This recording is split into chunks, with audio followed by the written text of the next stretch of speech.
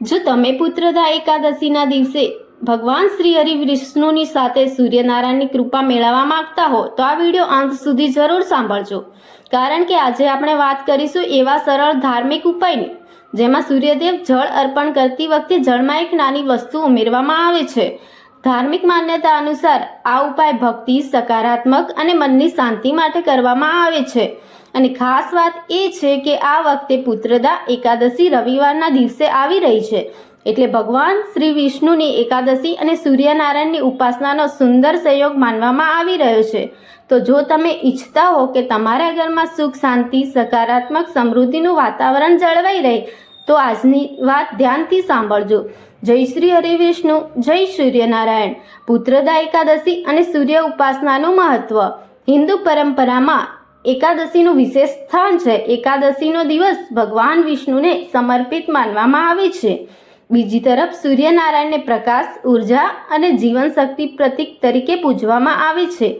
આથી જ્યારે એકાદશીના પવિત્ર દિવસે સૂર્યોદય સમય સૂર્યનારાયણને અર્ઘ્ય આપવામાં આવે છે ત્યારે ભક્તો તેને ખૂબ શ્રદ્ધા કરે છે.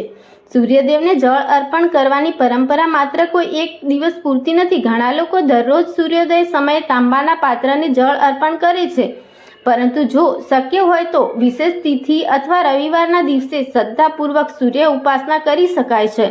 સૌથી મહત્વની વાત છે, ઉપાય કરતા પહેલા મનમાં શ્રદ્ધા, સ્વચ્છતા અને સારો ભાવ હોવો જોઈએ. સૂર્યદેવને જળ કેવી રીતે અર્પણ કરવું?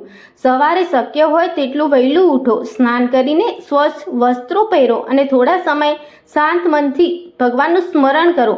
ત્યારબાદ એક સ્વચ્છ તાંબાનું પાત્ર લો, તેમાં સ્વચ્છ પાણી ભરો. હવે સૂર્યોદય સમય પૂર્વ દિશા તરફ મુખ કરીને ધીમે ધીમે જળ અર્પણ કરો.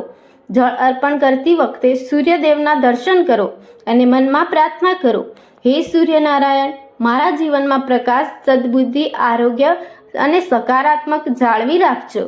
તમે ઈચ્છો તો સરળ મંત્ર પણ બોલી શકો છો. ઓમ સૂર્યાય નમઃ, ઓમ આદિત્યાય નમઃ. મુખ્ય વાત મંત્રોની સંખ્યા કરતાં ભાવની છે. હવે જાણો જળમાં શું ઉમેરવું. અહીંથી જ આજના વિડીયોની સૌથી મહત્વની વાત શરૂ થાય છે.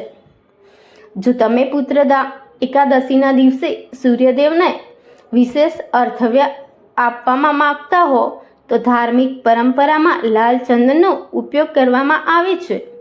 સ્વચ્છ પાણીમાં બહુ જ થોડું લાલ ચંદન ઉમેરો. ઈચ્છા હોય તો તેના સાથે એક નાનું લાલ પુષ્પ પણ અર્પણ કરી શકાય છે.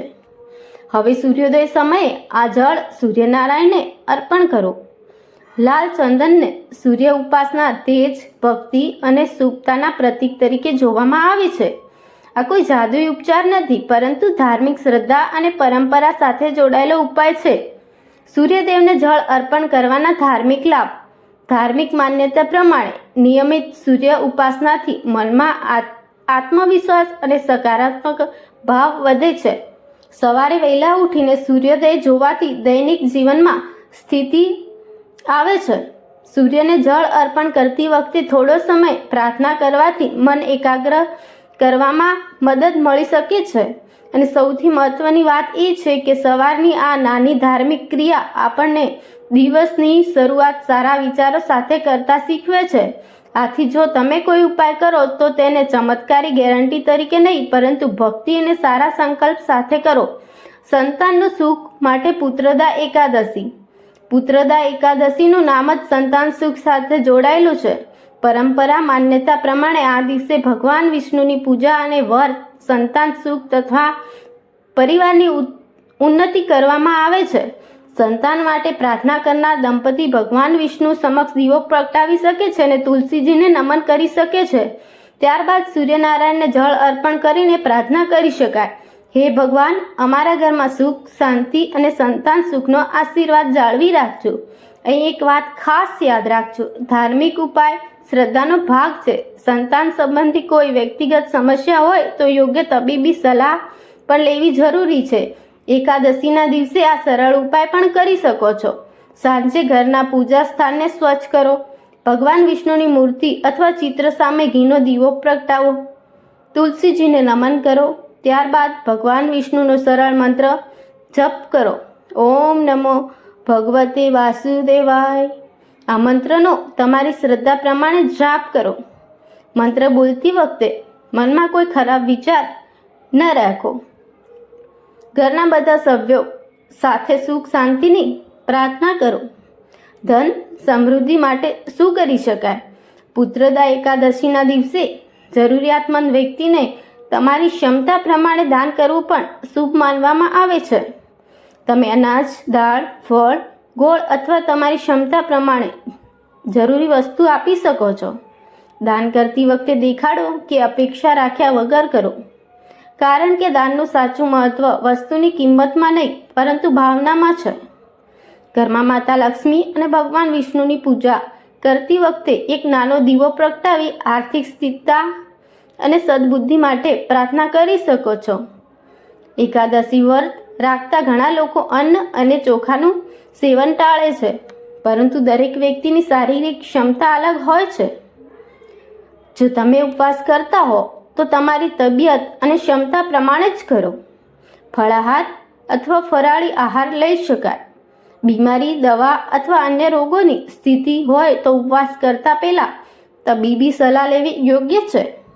આ દિવસે ક્રોધ, ઝઘડો, નિંદા અને ખોટું બોલવાથી બચવાનો સંકલ્પ પણ ખૂબ જ સુંદર આધ્યાત્મિક સાધના બની શકે છે.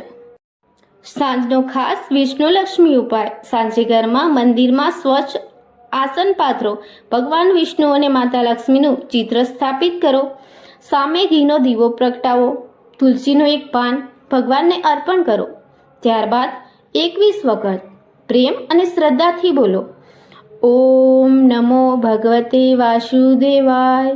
પછી આંખો બંધ કરીને તમારા પરિવાર માટે પ્રાર્થના કરો.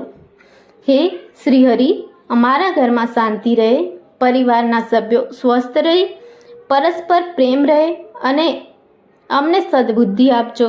આવી સરળ પ્રાર્થના પણ મનને ખૂબ શાંતિ આપી શકે છે. સૂર્યદેવને અંતિમ નમન કરીને કહો, હે સૂર્યનારાયણ, જેમ તમે સમગ્ર જગતને પ્રકાશ આપો છો, તેમ અમારા જીવનમાંથી અજ્ઞાન અને નકારાત્મકતા દૂર કરીને સદબુદ્ધિનો પ્રકાશ આપજો. પછી 3 વખત બોલો, જય સૂર્યનારાયણ, જય સૂર્યનારાયણ, જય સૂર્યનારાયણ, જય શ્રી હરિવિષ્ણુ, જય શ્રી હરિવિષ્ણુ, જય શ્રી હરિવિષ્ણુ, જય માતા લક્ષ્મી, જય માતા લક્ષ્મી, જય માતા લક્ષ્મી. મિત્રો, પુત્રદા એકાદશી માત્ર કોઈ ઉપાય કરવાનો દિવસ નથી. આ દિવસ આપણને ભગવાનનું સ્મરણ, સંયમ, દાન, પ્રાર્થના અને સારા વિચારો સાથે જોડવાની તક આપે છે. સૂર્યદેવને જળ અર્પણ કરો. ભગવાન વિષ્ણુનું સ્મરણ કરો. જરૂરિયાતમંદને ક્ષમતા પ્રમાણે મદદ કરો.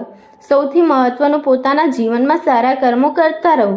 જો તમને આજની માહિતી ઉપયોગ લાગી હોય તો વિડીયોને લાઈક કરજો. તમારા પરિવાર, સ્નેહીજનોને આ સુધી વિડીયો શેર કરજો. અને જો તમને પહેલીવાર અમારી સાથે જોડાયા હો તો ચેનલને સબસ્ક્રાઈબ કરી બેલ આઇકન દબાવવાનું ભૂલતા નહીં.